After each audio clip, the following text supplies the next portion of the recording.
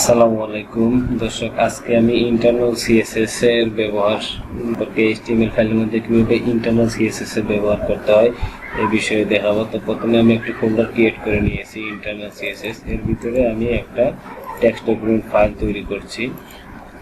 Text document ফাইলটাকে আমি index.html দিচ্ছি, .html yes। আমি এখন এই ফাইলটিকে ভিজুয়াল স্টুডিও কোডের মাধ্যমে ওপেন করছি। এখানে জাস্ট বেসিক কোডটি লিখছি, সেক্ষেত্রে আমি জুম করে দেওয়া হচ্ছে। বেসিক কোডটি HTML, এই যে দ্বিতীয়টা HTML5 দেওয়ার সাথে সাথেই এরকম আপনার বেসিক HTML কোডগুলো চলে আসবে। তো এটার টাইটেলটাকে আপনি যে কোনো নাম দিতে পারেন। তো যেহেতু আমি আজকে ইন্টারনাল সিএসএস এর বিষয়ে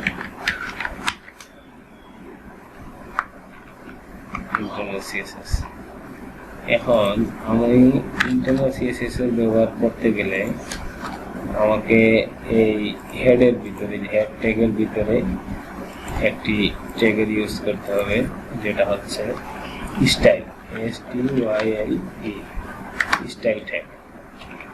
স্টাইল ট্যাগ ব্যবহারের মাধ্যমে আমরা ইন্টারনাল সিএসএস ইউজ করতে পারবো। তো সেক্ষেত্রে আমাকে বডিতে কিছু লিখতে হবে। আমি 50 ওয়ার্ডের একটি প্যারাগ্রাফ লিখছি। প্যারাগ্রাফটি দেখার সুবিধার্থে আমি ওয়ার্ড টেক্সট করে নিচ্ছি। ওকে, আমি 50 ওয়ার্ডের একটা প্যারাগ্রাফ নিলাম।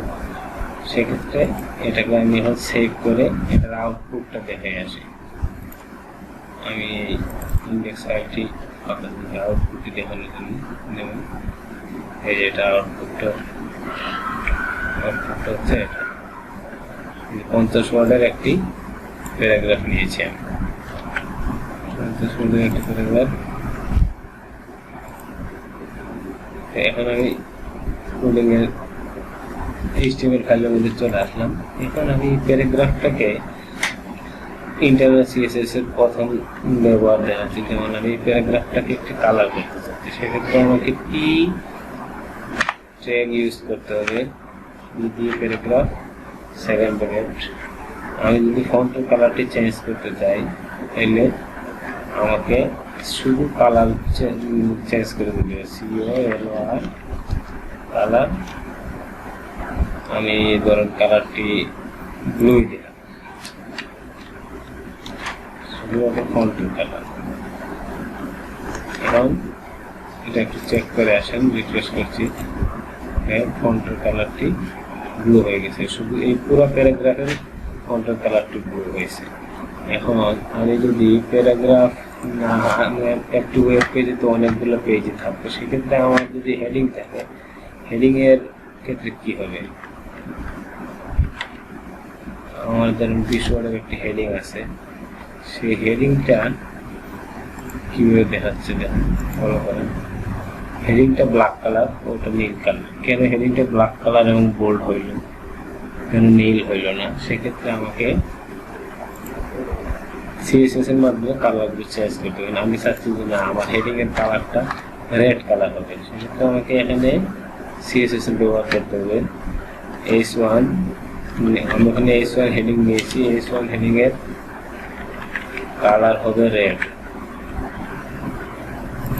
H1 হেডিং এর কালার হবে রেড। সেক্ষেত্রে আউটপুটও দেখেন, রিফ্রেশ করছি, হেডিং এর কালার রেড হয়ে গিয়েছে।